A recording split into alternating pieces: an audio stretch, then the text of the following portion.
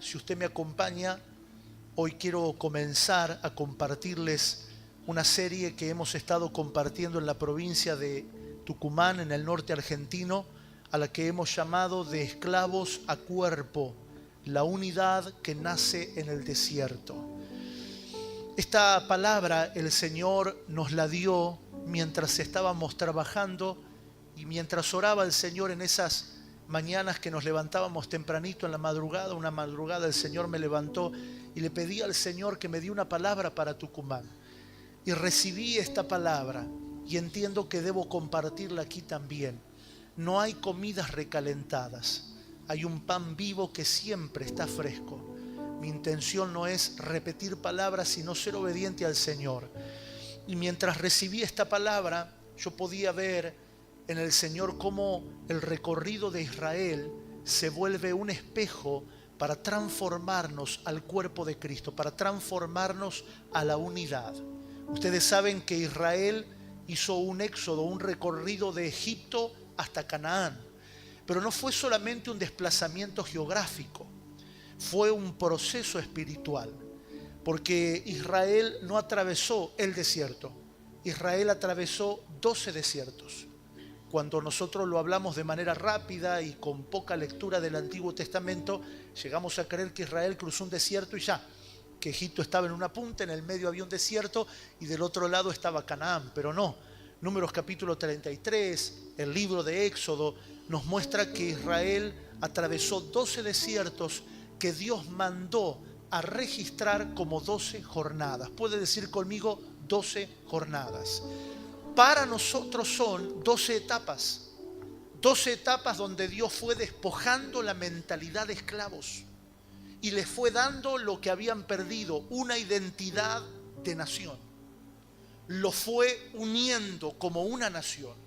Por eso yo quisiera en esta serie, si el Señor me lo permite, recorrer el trayecto de las 12 jornadas y comenzar a ver cómo la unidad no aparece de la nada. La unidad nace de un proceso doloroso, porque no me puedo unir con cualquiera. Así como usted, por más deseos que tenga sobre su hija o sobre su hijo, que usted diga, yo quisiera que te cases con fulano, ¿sí? ¿Cómo me gustaría que te cases con mengano? Ay, si te casaras con la hija del pastor, si te pudieras casar con el hijo del pastor, que es un muchacho tan bonito. Por más deseos que haya, nuestros hijos no se pueden unir por un deseo. Se deben unir por la voluntad del Señor.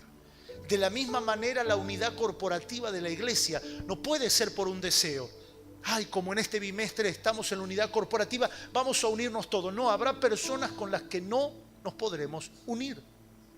Las amaremos, Dios las ama, disfrutarán de la misericordia de Dios, pero no podré unirme a Él. Porque quien no está unido a Cristo, quien no sigue a Cristo en sus decisiones, no podrá tener unidad. Israel en el desierto aprendió a depender de la nube.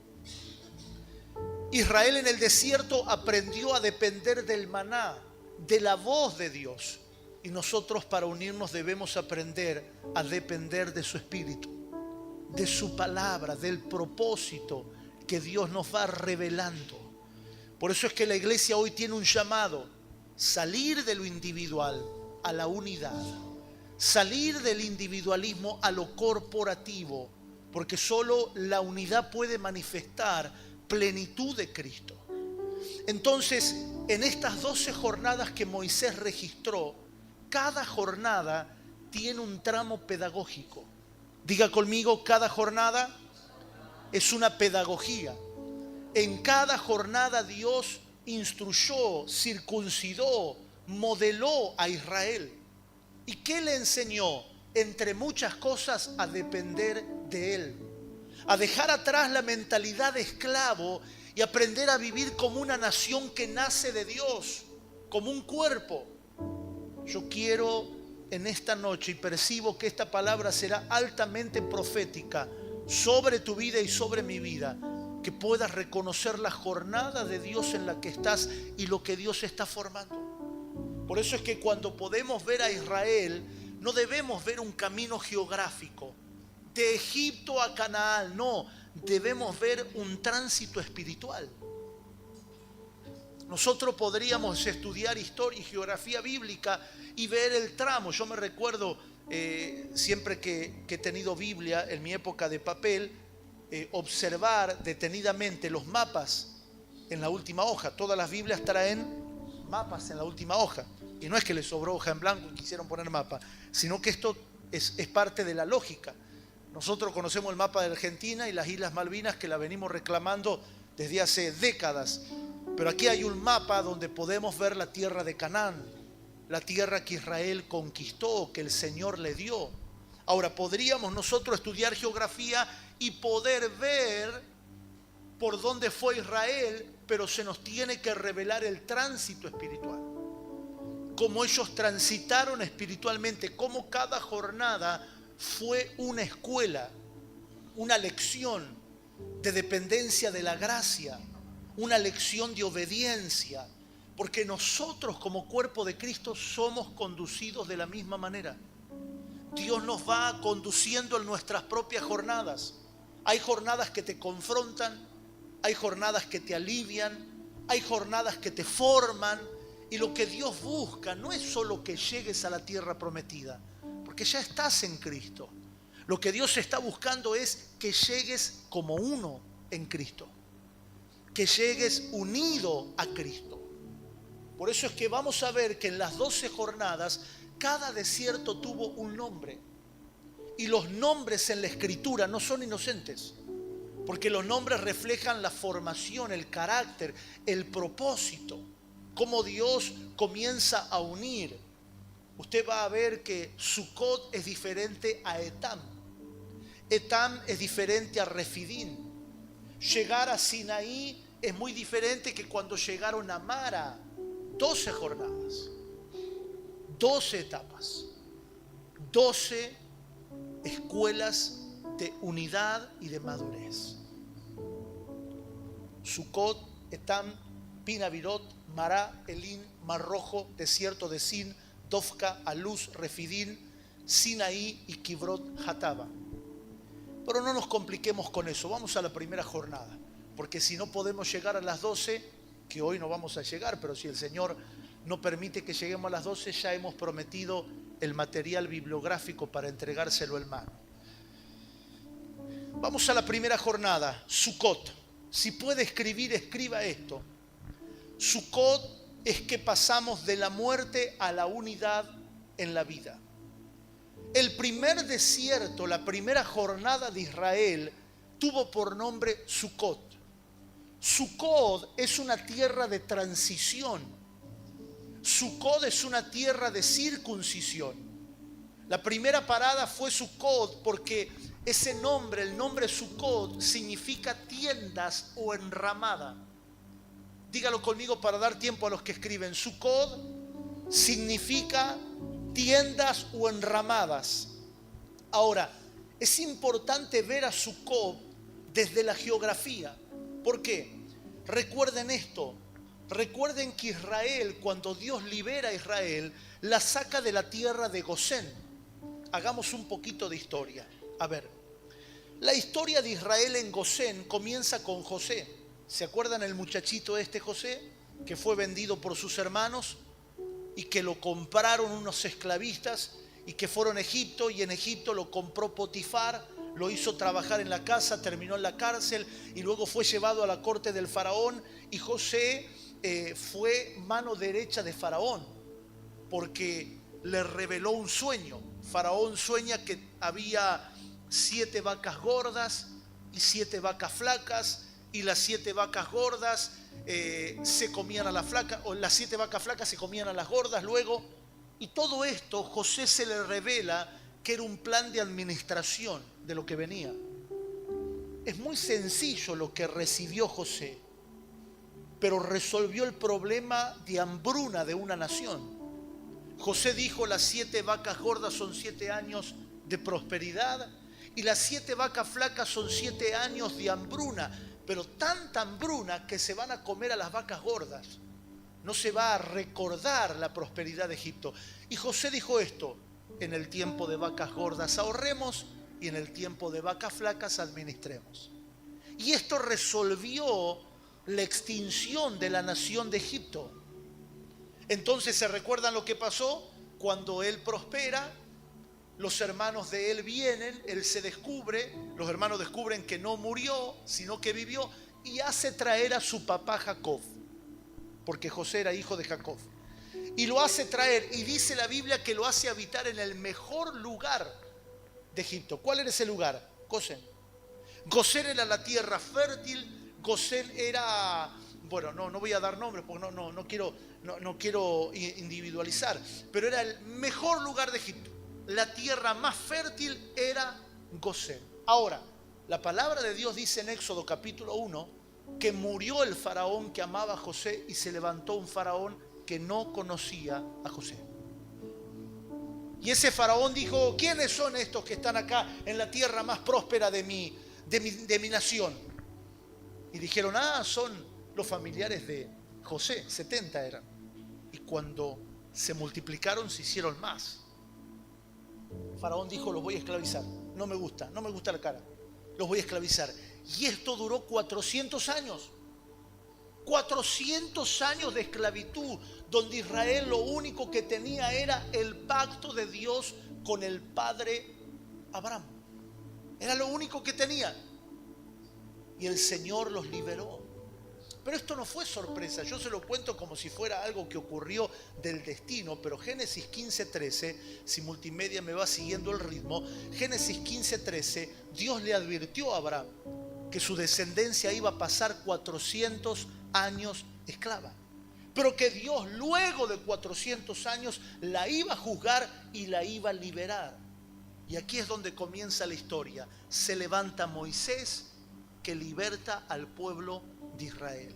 ¿Y desde dónde sale Israel hacia Sucot, el primer desierto? De Gosén. La tierra más próspera de Egipto era Gosén, pero era la que más esclavizaba. Levante su mano, diga: cuidado, mi tierra más próspera puede ser mi mayor esclavitud. Yo sé que usted no lo vio, yo sé que usted no lo sabe, yo sé que nosotros no hemos visto como iglesia gente perder la vida por la prosperidad, por la abundancia, por buscar mi norte, por buscar mi vida, pero que existe, algún día lo verá. Israel en Gosén no le faltaba nada, pero he aquí tenían látigo y esclavitud. Pero no le faltaba nada. Dios los saca de Gosén y cuando los libera, los lleva hacia Sucot. Y Sucot, al cambio de Gosén, era una tierra intermedia. Levante su mano, diga: Sucot es una tierra de transición. Es una tierra de transición. Cuando Israel va camino a Sucot, lo que va mirando atrás son los últimos rastros de fertilidad de Egipto. Y a medida que se acerca a Sucot puede sentir el aire caliente del desierto y la arena y la sequedad en la boca. Estaban yendo hacia el proceso de Dios, pero no era tan bonito. No era tan hermoso. ¿Cómo? Está bien, éramos esclavos, pero teníamos prosperidad. Está bien, éramos esclavos, pero teníamos pescado. Pero allá tenemos que ir, sí, ese es Sucot, la tierra intermedia. Un punto de transición. Porque Sucot espiritualmente simboliza la frontera entre la provisión humana y la dependencia divina. Quien transiciona a Sucot, trate de prestar atención, no se distraiga por los que se mueven, por favor, trate de quedarse aquí. Quien transiciona a Sucot tiene que saber que es el intermedio entre la provisión humana y la dependencia divina. Y la dependencia divina al principio siempre tiene apariencia de desierto. Por eso es que la gente no logra oír a Dios. Por eso es que las personas no logran tener una palabra de Dios. Porque dicen: yo quiero que Dios... Generalmente cuando las personas dicen que quieren que Dios le hable, lo que quieren es que Dios le dé garantía. Y Dios no te dará ninguna garantía. Toda la garantía que Dios tiene se llama su Hijo y usted ya lo tiene. Porque cuando la gente dice: estoy esperando que Dios me hable, que me dé una palabra, lo que quiere es que Dios le garantice, le firme un contrato. No vas a pasar necesidad, corazón. Tranquilo. No va a tener agujero en la zapatilla. tus hijos no la van a pasar mal, vas a vivir en Disneylandia. Tranquilo, eso es lo que quiere la gente. Estoy esperando que Dios me hable para tomar la decisión. Y a donde Dios te lleva tiene apariencia de desierto, porque la gracia de Dios es todo lo que necesitas y necesito para depender de Él. Ninguna otra garantía. Ahora, mire lo que se perdió Israel. Si Israel estaba mirando la tierra que estaba dejando próspera, se estaba perdiendo de ver que era la primera vez que eran libres. Mientras Israel se lamentaba, chau Sucot, y el pasto, todo el pasto verde, mira, hay los peces en el Nilo. Chao, mira, dejamos las casas, ahora vamos a tener que vivir como nómades en choza. Chao, lo que se está perdiendo mientras se despide de lo anterior que tuvo es verse que por primera vez son libres. Y que por primera vez están reunidos como pueblo y que empieza una jornada donde Dios los volverá a ser una nación. Por eso es que entrar a Sucot es que Dios circuncide tu corazón. Entrar a Sucot es que Dios circuncide el corazón. Dejas atrás la esclavitud, dejas atrás la provisión humana para entrar en una vida de dependencia de la gracia. Donde puedas dar gracias aún por la necesidad. El problema que muchas veces se suscita en nuestro corazón y de lo que nos habla Sucot es que uno de los mayores daños que hemos recibido es haber conocido un evangelio incompleto. Muchos años se nos predicó que el evangelio era una buena noticia, pero esa palabra, el evangelio es una buena noticia, era una buena noticia para mis necesidades. Claro, cuando mis necesidades son dinero y cosas humanas, el evangelio es una buena noticia. Claro, el Señor me va a dar todo lo que yo necesito. Y es un evangelio parcial. Por eso es que el evangelio durante años se centró en las necesidades humanas. Se ha predicado cosas como Cristo es la solución, Cristo sana, Cristo salva, Cristo prospera. Pero si todo eso solo gira en torno de mí, es incompleto, porque no revela a Cristo. Y pareciera que Cristo es Papá Noel, pareciera que Dios es la lotería. Me saco la grande y con eso vivo bien. El verdadero evangelio no es una respuesta a mis carencias.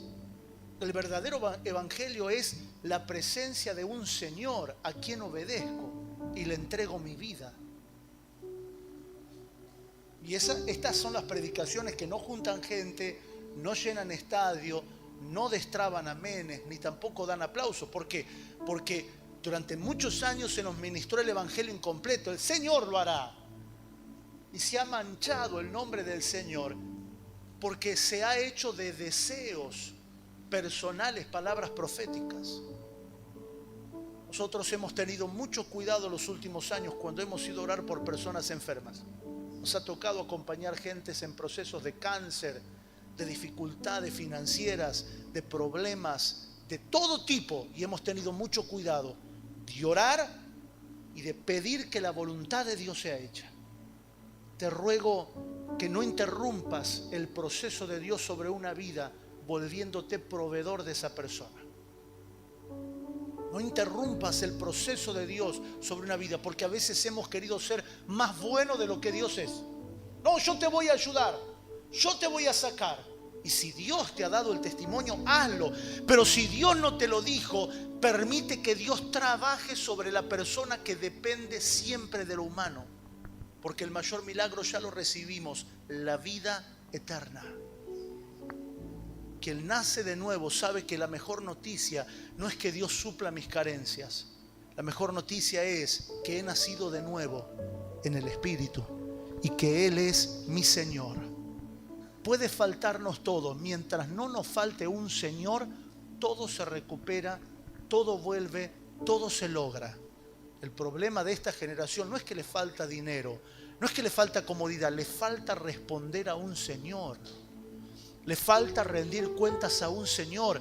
El problema de autoridad con la pastoral, el problema de autoridad con el liderazgo, el problema de autoridad de responder al llamado, no se trata del pastor. Aunque usted tenga un pastor con sobrepeso, gordo, con panza afuera, bigote, viejo, oliendo mal, que usted diga, este es un pastor. Que no sea tan juvenil como el pastor Marcelo.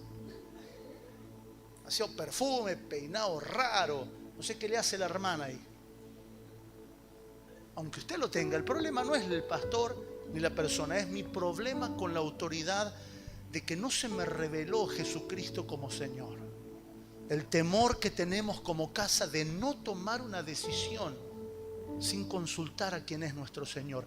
Palabras como las que compartió Ana hace un momento, Anita para nosotros, la esposa de nuestro amado Ronnie, no tienen sentido si no hay un señorío.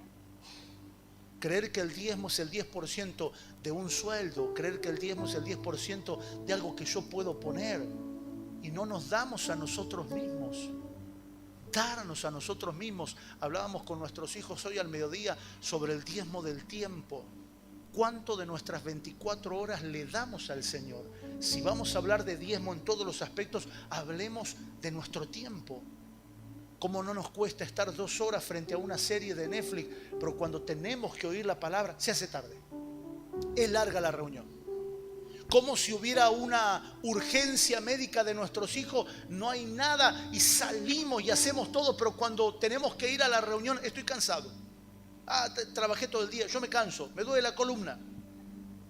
Efesios capítulo 2, verso 1 dice, Él os dio vida a vosotros cuando estabais muertos en vuestros delitos y pecados. Efesios capítulo 2, verso 1, si multimedia me ayuda, esa palabra es la mayor buena noticia que podemos recibir. Él nos dio vida. Claro, si yo no reconozco que estaba muerto, esta no será una buena noticia. Cuando el Señor me permite ver que yo estaba muerto. Hemos tenido la experiencia de tener que atender hermanos que nos han dicho, usted sabe, estoy asustado, tuve un sueño, soñé que había un velorio, que estaban todos llorando y había un cajón y cuando me acerqué al cajón era yo. ¿Qué será, pastor? ¿Qué será? ¿Qué va a ser? Es la viva imagen de lo que eres sin Cristo. La gente piensa que una enfermedad puede arrebatarle su salud. No, no. El que tiene las llaves de la vida y de la muerte es Dios. No se equivoque. El que tiene las llaves de vida y de muerte es el Señor. Después que el certificado de defunción diga lo que quiera. Después que los médicos cuenten la historia que ellos aprenden con su ciencia. Pero para nosotros, morir y vivir es un asunto de nuestro Señor. Quien no se le reveló el señorío de Dios, teme a la enfermedad, teme a la bala, teme al robo, teme al secuestro, teme a todo lo que aparentemente le quita la vida, pero solo Dios tiene poder sobre nuestra vida. Y si pudiéramos ver, y ruego al Señor que el Señor le muestre los días que vienen, en el estado que usted y yo estábamos, sin Cristo, muertos, viviendo vidas humanas, pero muertos espiritualmente, Él nos dio vida. El mayor milagro de una persona no es levantarse de una silla de ruedas, es tener vida nueva. El mayor milagro de una persona no es ver si era ciego, es tener vida nueva. Nosotros pastoreamos a una hermana ciega en Villa Angelina. Es hermoso charlar con ella, compartir con ella, verla, su vida, su sacrificio. Dios podría sanarla, Dios podría. Dios lo puede hacer, Dios lo puede hacer. ¿Oramos por eso? Claro que sí. Es un deseo, pero Dios no tiene por qué darnos nuestros deseos. Hay algo que la hermana tiene que entender. Hay algo más importante que sus 2 ojos nuevos. La vida nueva. La vida nueva del Señor. Por eso es que cuando se nos revela la condición en la que estábamos. La condición en la que estábamos. Amados, Israel vivió esa paradoja. Salieron de una tierra que los esclavizaba, pero que también los alimentaba. Porque el esclavismo no te deja morir de hambre, te da el alimento suficiente para que sigas dependiente. Israel salió de Gosén, la mejor tierra de Egipto, donde estaba esclavo, pero estaba alimentado. Gosén era cómoda, Gosén era estable, productiva, pero no era libre. No era libre. La libertad tiene un costo. Un costo por el que Cristo dio la vida. La esclavitud que provee es más peligrosa que la pobreza libre. Porque cuando puedes que tengas carencia, pero si eres libre, tienes todo un futuro por delante de experimentar mucha provisión. Por eso a veces la esclavitud que provee es peligrosa. Bueno, sí, yo estoy atado al pecado, pero bueno, por lo menos estoy bien. Así viví Israel.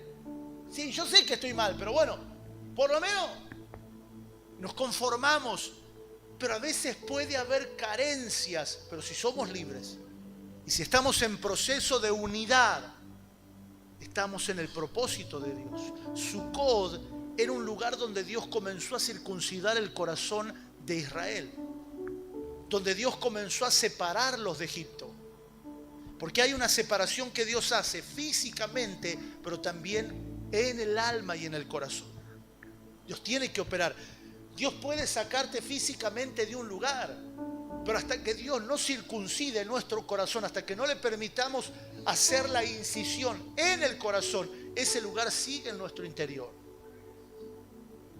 Pero aquí hay algo glorioso que quisiera que anotes. Dios nunca le pidió permiso a Israel para liberarlo. Fue una acción arbitraria de Dios. Yo tengo que decírtelo, aunque esto te deje pensando y usted tenga que estudiar un poco, pero usted no aceptó a Cristo, antes Cristo lo aceptó a usted. No es un juego de palabras, pero es importante saberlo, que la libertad es una decisión arbitraria de Dios, no es algo que usted decide. Bueno, y hoy me decidí. Ya está. Vengo al Señor. Y eso son ideas humanas. Son ideas humanas. Y yo me decidí, pastor. Si yo tuviera que contarle las veces que escuché de boca de varones, me decidí a servir al Señor. Agárrese, ¿sí? Parecen Kiko. ¡Sas! ¡Sas! Ya la hago. Ya le entro. Y este año, cuando comienzan los primeros 10 años. Los primeros 10 años. Lo que un nutricionista vive, lo vivo yo en la pastoral. Este año, pastor, este año es el año. Le voy a servir al Señor con todo mi corazón. Y es importante saber que no es una decisión mía, es una decisión que Dios tomó por mí ya. Por eso es que sufres tanto. Porque no es usted el que decide, es Dios el que decide por usted. Dios nunca le consultó a Israel para liberarlo. Fue y los liberó. Por eso el apóstol Pablo dice, ustedes son salvos por medio de la gracia. Es un don de Dios. Ustedes no hicieron nada para ser salvos. Borra la historia de que yo a los 8 años levanté la mano y le dije, Señor, te acepto. Esa es una idea, es una lectura humana. Es como que tu certificado de defunción diga, murió de cáncer. Es mentira. El cáncer no tiene poder. Si yo muriera de cáncer, me presentaría delante de Dios con cáncer. ¿Por qué las personas que mueren con una historia, con un certificado de defunción, cuando se presentan delante de Dios, se presentan como Dios las creó? Lo que pasa es que nosotros tenemos una separación entre la vida y la muerte y tenemos palabras como, ahora descansa en paz. ¿Y antes? ¿No tenía paz? Ahora está con el Señor. ¿Y antes con quién estaba? Son terminologías que hablan de nuestra humanidad que produce humanismo. Yo también las he dicho. No estoy hablando en este día, aunque usted me ve un poco más alto, yo soy el menor de todos acá. No estoy hablando acá desde, porque no tenemos que decir esto. No, yo también lo he dicho en los velorios, ahora descanse en paz. Pero debemos saber que una persona vive en paz aunque haya muerto de cáncer. Una persona vive en paz aunque haya muerto de COVID. Aunque haya partido con el Señor en un accidente. ¿Por qué? Porque la paz no lo determina cosas de la tierra, lo determina la decisión arbitraria de Dios. Y para eso Dios nos lleva a Sucot. Dios nos lleva a Sucot porque Dios comienza a circuncidar el corazón. Dios comienza a limpiar nuestra conciencia. Dios comienza a obrar en nosotros. Mire, en Sucot, la característica de Sucot es que fue la primera vez que Israel se vio como cuerpo, como uno. Antes eran esclavos todos, ahora estaban como uno, congregados. Fue el inicio de la unidad. Pero para eso tiene que haber un reconocimiento de voy a dejar atrás el esfuerzo de la provisión humana. Voy a empezar a depender del Señor. Cuando usted entra a Sucot con todo lo suyo, porque Israel salió con todos sus bártulos, salió, lo dice la promesa de la liberación y lo dice el conteo de Éxodo y de Números. Salió con tesoros. ¿De qué te sirven los tesoros en el desierto? ¿Qué te compras? ¿Más arena? Salió con sus animales. ¿Pueden los animales sobrevivir en el desierto? Difícilmente. ¿Qué necesitaba Israel para que los animales sobrevivieran en el desierto? Agua. Lo que no hay. ¿Quién les dio el agua? Dios.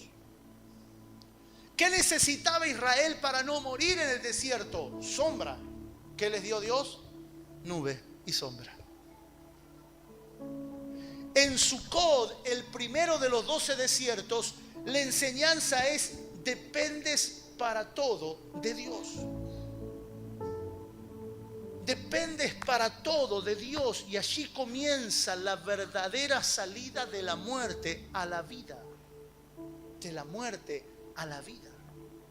Es una línea invisible, pero es el lugar que tenemos que cruzar.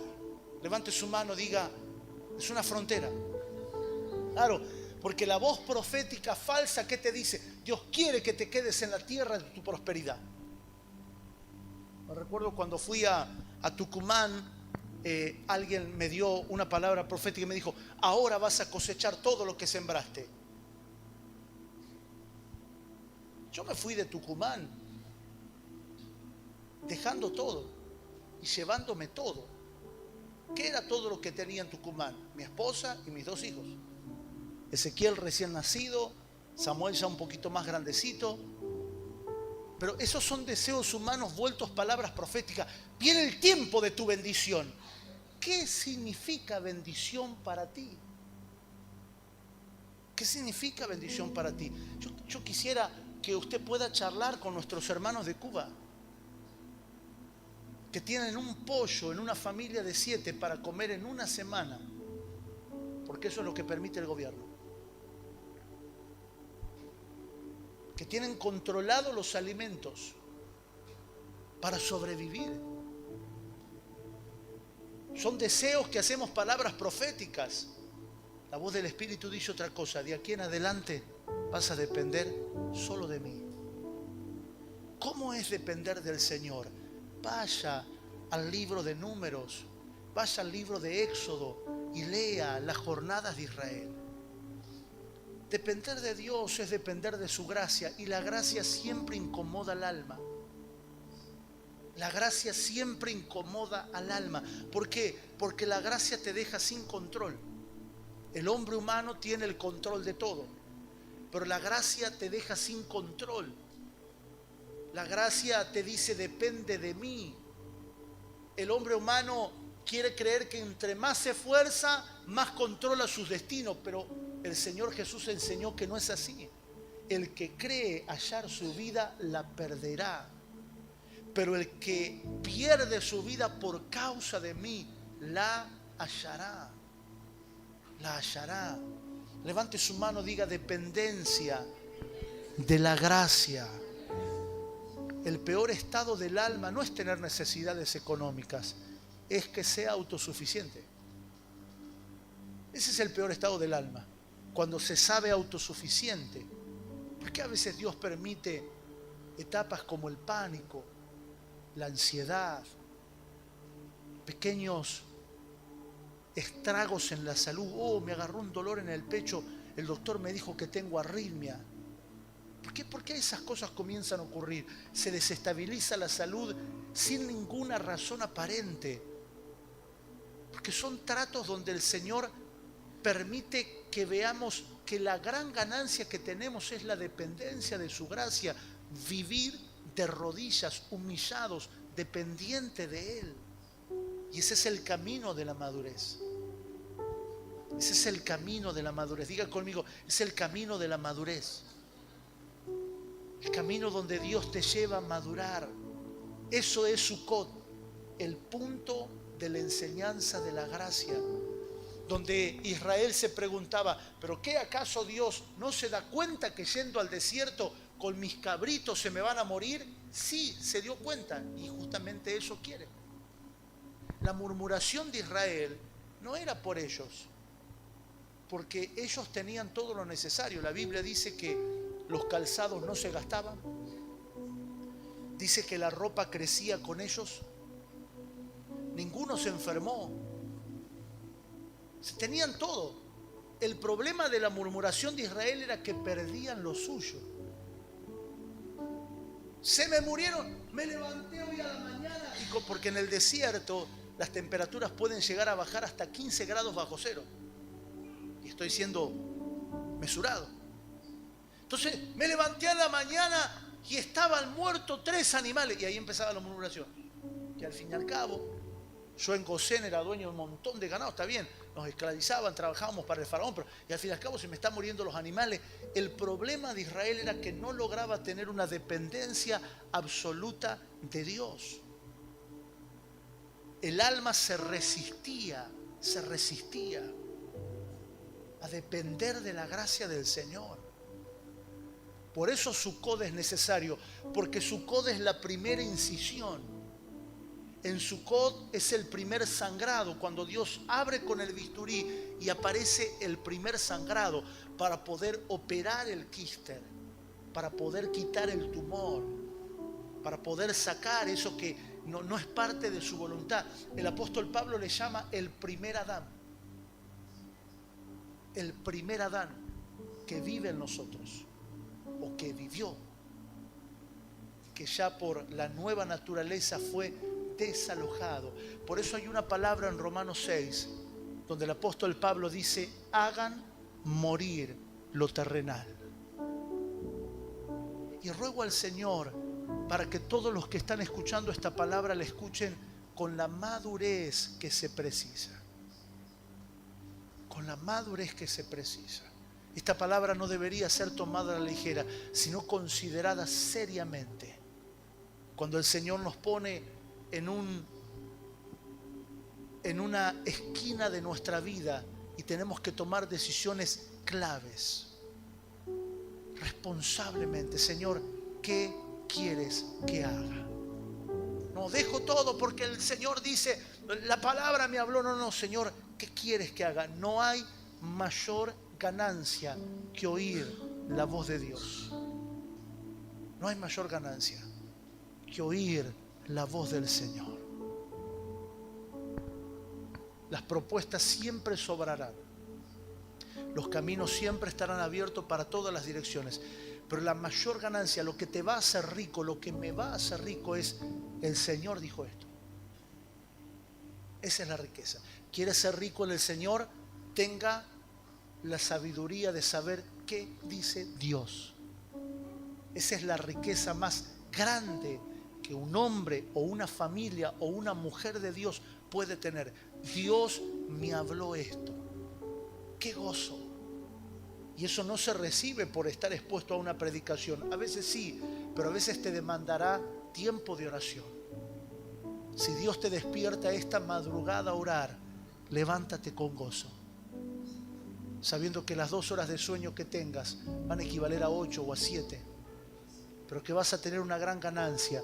Oí al Señor hablar. El Señor me habló. Tengo claridad ahora. Y cuando vayas a tu realidad te vas a encontrar que tienes el mismo despojo, la misma necesidad. Nada se solucionó, pero tienes una riqueza nutritiva. La voz de Dios. Con la voz de Dios es que se comienza a abrir el camino delante.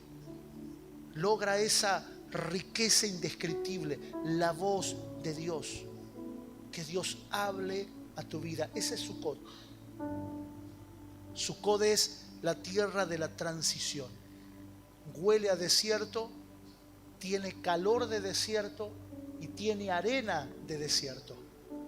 Pero hay algo glorioso. Podemos depender de su gracia. Podemos depender de su gracia. Yo esta noche oro al Señor para que sepas distinguir entre los látigos de la esclavitud y la provisión de Gosén y puedas elegir la sequedad de Sucot. Porque de allí comienza una jornada sin escalas hasta Canaán.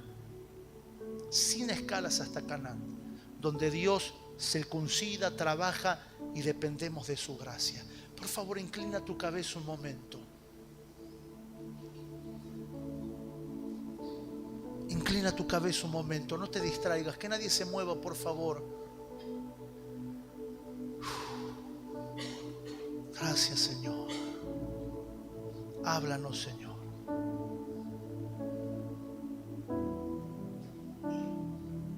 No queremos recibir lo que pedimos, sino lo que necesitamos. Padre, danos problemas con calidad eterna. No queremos someterte a las soluciones humanas. Pastor, necesito dinero, trabaja más. Pero espero que descubras en tu trabajo que hay una pobreza del alma que no se soluciona con dinero, se soluciona con eternidad. La pobreza del alma es el peor estado porque nada la llena. Es un hueco gigante que está dispuesta a robarle tiempo a Dios con tal de saciarse ella. Por eso Dios nos lleva al desierto, donde cada problema tendrá calidad eterna. Padre, no queremos hallar el modo de nuestra vida. Queremos perder nuestro modo de vida y encontrarnos en ti. Queremos hallar la vida en ti. Llévanos a Sucot. Circuncida el corazón. Llévanos a la transición. Incomoda nuestra alma con la dependencia de tu gracia. Pero llévanos a esa transición. Porque aunque Gosén se vea próspero, abundante, maravilloso, sigue siendo una esclavitud. Sigue siendo un látigo.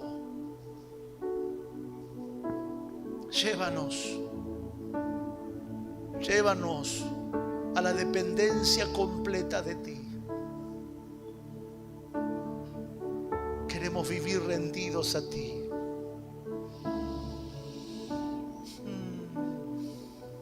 Queremos vivir rendidos a ti, Señor.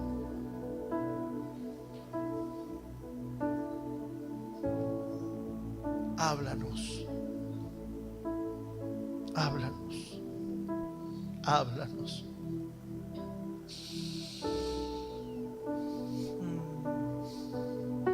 Háblanos.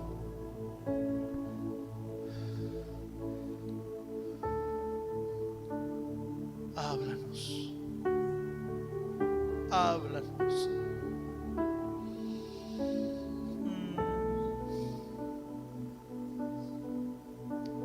Circuncida nuestro corazón. Queremos depender de ti.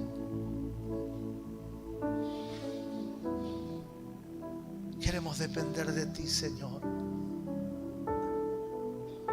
Queremos depender de ti a cada momento. Quizás tengas esta noche una decisión que tomar. Mantente en oración. Quizás tengas esta noche que tomar una decisión y necesitas la guía y la palabra del Señor. Eso no saldrá de la nada. Eso no saldrá solo porque sí. Precisas desearlo, buscarlo, reclamarlo, pedirle a Dios. Quiero orar esta noche porque tengo una percepción de que hay tiempos decisivos para cada uno de nosotros. Tiempos que llegan a nuestra vida y debemos decidir. No estamos solos, no estamos desvalidos, ni despojados, ni desamparados. Tenemos una autoridad en nosotros. Tenemos una autoridad en nosotros. Y esa autoridad es el Señor Jesucristo. Pon tu mano en tu pecho un momento y proclama: Él es mi Señor. Él es mi Señor. Él es mi Señor. Díselo a Él: Padre, tú eres mi Señor. Jesucristo, tú eres mi Señor. Tú eres mi Señor. Mi señorío no proviene de la Cámara de Diputados, ni de senadores, ni de la presidencia, ni de la Casa Blanca, ni de la Casa Rosada. Mi señorío viene del reino de los cielos. Gobierno, estatutos, mandamientos, leyes y ordenanzas. Él es mi Señor. No me inclino ante nada ni nadie que no sea ante Él. Él tiene toda mi vida a disposición. Gracias. Circuncida nuestro corazón, amado Dios. Circuncida nuestro corazón.